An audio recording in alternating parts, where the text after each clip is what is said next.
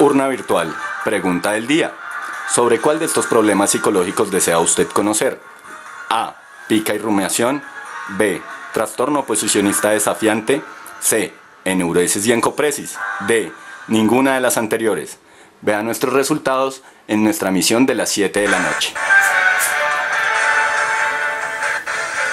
Muy buenas noches, bienvenidos a su noticiero Psiconotas. En este momento estamos en nuestra sesión de urnas virtuales, donde los colombianos han tomado su decisión. Vemos que 547 colombianos han tomado como tema de interés enuresis y encopresis. Vamos a hablar con nuestros expertos y validar nuestras preguntas para ampliar nuestra información. Los colombianos han tomado su decisión. Vamos a hablar de la enuresis y la encopresis con nuestros expertos Naila Barbosa y Diego Escobar. Adelante, Naila, por favor cuéntanos cómo vamos a abordar el tema.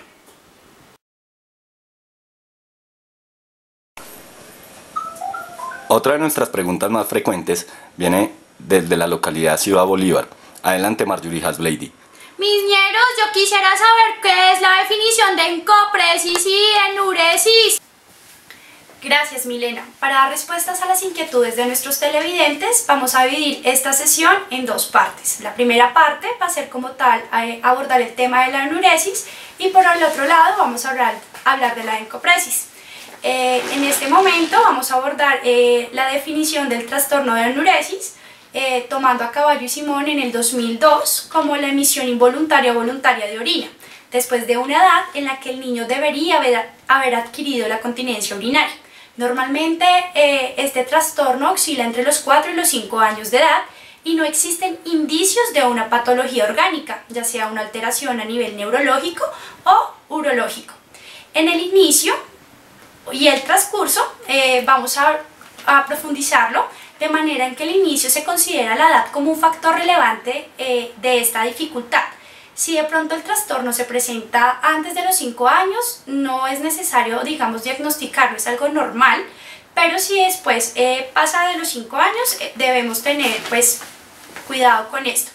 Caballo y Simón en el 2002, Fernández y Osorio en el 2006, hacen que, pues, describen el curso, los subtipos de la enuresis a nivel primario, en la cual el niño no ha adquirido nunca un control adecuado de esfínteres. En la secundaria es cuando el niño la adquirió, pero la perdió. Esto oscila entre los 6 y los 12 meses. Vamos a hablar también del momento. Es importante hablar a nivel, pues, que se presenta diurno. El episodio enurético sucede durante el día cuando el niño está despierto. Es común que los niños experimenten una necesidad urgente de orinar y lo hagan con demasiada frecuencia, lo que contribuye a que sufran de infecciones urinarias. El DSM afirma que algunos incidentes diurnos están provocados por la negativa del niño a utilizar los baños escolares debido a que sufran ansiedad social. Por otro lado, el nocturno se caracteriza porque el niño se orina en la cama mientras duerme. Y la mixta es la combinación cuando está el niño en vigilia o cuando el niño está durmiendo. La frecuencia es importante también hablar de ella porque nos permite identificar los niveles, pues, de orina. Se presenta de manera diaria o intermitente a lo largo de este trastorno. Vamos a dar paso nuevamente con Milena para que nos presente a Diego, que es un experto también en el tema. Gracias. Gracias, doctora Naila. Ahora, para dar respuesta a una televidente en la ciudad de Bogotá, vamos a hablar con nuestro experto, Diego Escobar. Chicos, ¿cuáles son las características, el desarrollo y la explicación de la enuresis y la encopresis? Bueno, Milena, muchas gracias y buenas noches. Pues vamos a proceder a darle respuesta a la pregunta de la señora Yolima, muy importante.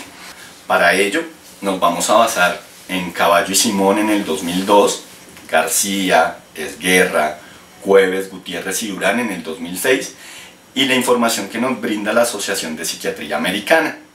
Para ello, pues vamos a decir que hay que cumplir con algunas características principales para poder decir que un niño nos está presentando enuresis. Primero, y muy importante, debemos dar cuenta que la emisión debe ser de manera repetida de la orina, bien sea en la cama o en los vestidos, ya sea de forma voluntaria o de manera involuntaria, o de forma intencional, por decirlo de alguna manera. Este comportamiento en cuestión pues debe ser clínicamente significativo y debe manifestarse con una frecuencia de por lo menos 2 episodios semanales durante el transcurso de los últimos 3 meses y que sea de forma consecutiva. También debemos tener en cuenta que tiene que haber un malestar o un deterioro social no solo en un área del niño, debe presentarse en varias áreas. Por ejemplo, bien sea en el colegio, bien sea en la casa, cuando se hacen visitas, y que afecten de forma importante pues la actividad del niño. Hay algo que tenemos que tener muy en cuenta, y como nos lo comentaba la doctora anteriormente, y es la edad cronológica de los 5 años, para poder decir que un niño tiene el trastorno de la enuresis. Antes de los 5 años no lo podemos determinar, es el desarrollo normal de un niño. Aparte de esto, pues el comportamiento no debe ser exclusivo de un efecto fisiológico de una sustancia. Por ejemplo, que le estemos dando al niño muchos diuréticos. Esto nos puede afectar y no podemos decir que por eso está presentando la enuresis. Tampoco que tenga una enfermedad médica, por ejemplo, una diabetes o en trastornos convulsivos. Esto también pues, puede garantizarnos la efectividad al momento de decretar y determinar que un niño presente la enuresis. Vamos a pasar otra vez contigo, Mile, te cedo el turno, a ver qué más podemos hablar sobre el tema del día de hoy.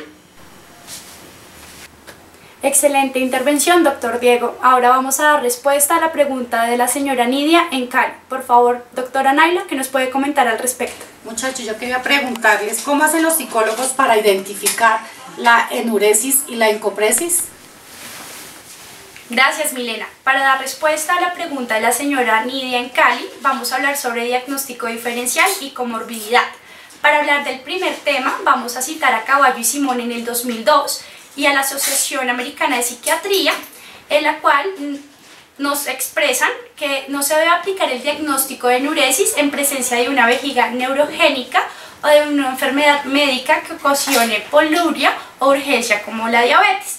Por otro lado, en la comorbilidad encontramos a Salinas, González y Jiménez en el 2010 que delimitan situaciones estresantes vividas en los primeros años, como lo es el desmoronamiento de la familia por fallecimiento, divorcio o separación, o la separación temporal de la madre, nacimiento de un hermano, cambios de residencia o del colegio, ingresos a hospital o accidentes. Para Fernández y Osorio en el 2006, dicen que la comorbilidad puede estar, digamos, de alguna manera relacionada con la ansiedad y factores estresantes en el ambiente. Ahora vamos a hablar nuevamente con nuestro experto, Diego Escobar, en el cual nos va a explicar o nos va a inducir más sobre los modelos teóricos que explican este trastorno, adquisición y mantenimiento. Gracias. Vamos a comenzar a hablar ahora de lo que son los principales modelos teóricos que explican el trastorno, algunos modelos de adquisición y de mantenimiento. Para ello vamos a citar a Bragado y Carrasco en el 99, Caballo y Simón del 2002, Salinas, González, Jiménez del 2010. Todos estos autores concuerdan y tienen más o menos las mismas características. Explican que el aprendizaje de la continencia pues interviene en principios derivados del condicionamiento clásico y del condicionamiento operante, y también principios del aprendizaje por observación y moldeamiento de conductas concretas. Además, algunos factores fisiológicos y de maduración del infante. Debido a que este aprendizaje pues, de la continencia ocurre en el curso de desarrollo, pues inicia con la adquisición del control de esfínteres durante el sueño, pues seguido con el control mientras el niño está despierto. De esta forma y de inmediato pues debe iniciar un control de la micción diurna y un poco de tiempo después el de micción nocturna. El dominio de esta habilidad pues depende del desarrollo neuromuscular y del entrenamiento en hábitos de evacuación, un entrenamiento que sea apropiado, acorde con la edad y que no se hostigue o no se presione al niño a desarrollar actividades que no corresponden a la edad adecuada. Pues dado que el niño tiene que aprender un conjunto de destrezas que son específicas y se espera que inicie con la adquisición de un control de micción durante su desarrollo, sin necesidad de presionarlo o romper algunas cadenas como lo explicábamos anteriormente. Para la evaluación siempre es importante descartar que no sea un problema médico o biológico. Para ello pues se sugiere una exploración física en donde hagan análisis de orina, análisis de vejiga y que sea realizada por médicos expertos quienes puedan determinar que el problema no se presenta por un orden físico, médico o biológico. Los psicólogos contamos con la entrevista clínica, un método y una herramienta importantísima donde se ahonda en la historia, los hábitos de higiene, iniciación del trastorno, en las conductas que realizan los cuidadores durante el comportamiento inadecuado del niño. Esto es, qué pasa antes, qué pasa durante la dificultad y qué pasa después. Para ello no solo se ahonda en la historia, sino se realizan registros de conducta actuales en donde pretendemos establecer frecuencias, duración, cantidad, ambientes, la hora y las condiciones concretas en las cuales se nos está presentando la dificultad. Esperamos con esto haber podido dar respuesta a las preguntas de nuestros televidentes y pasamos a estudio con Milena para entrar y ahondar en lo que es la encopresis. Muchas gracias, doctor Diego. Ahora vamos a presentar de manera completa el tema de encopresis. Adelante, por favor. Gracias, Milena. Ahora, ya para estar finalizando nuestro tema de la urna virtual, vamos a hablar sobre la encopresis, la definición y también el inicio y el curso como tal de este trastorno. La definición, citada por Caballo y Simón en el 2002, hace referencia a la falta de control sobre los mecanismos responsables de la evacuación intestinal en ausencia de patología orgánica, pero otros autores también la refieren a la encopresis como un trastorno en la regulación de la evacuación intestinal que abarca tanto problemas de defecación involuntaria como la retención de heces o estreñimiento crónico. En el inicio encontramos a Soto y Osorio en el 2006 junto a la Asociación Americana de Psiquiatría, en la cual hace referencia aproximadamente a los 4 años de edad. En el curso hay dos variantes, en la cual se encuentra la primaria, que es la ausencia de control, en la que el niño nunca ha adquirido el control voluntario de los mecanismos de evacuación intestinal.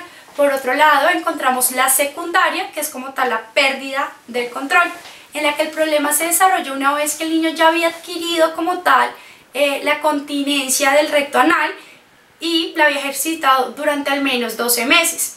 Ahora vamos a dar paso a nuestro doctor Diego para que nos hable más de las características como tal de la encopresis.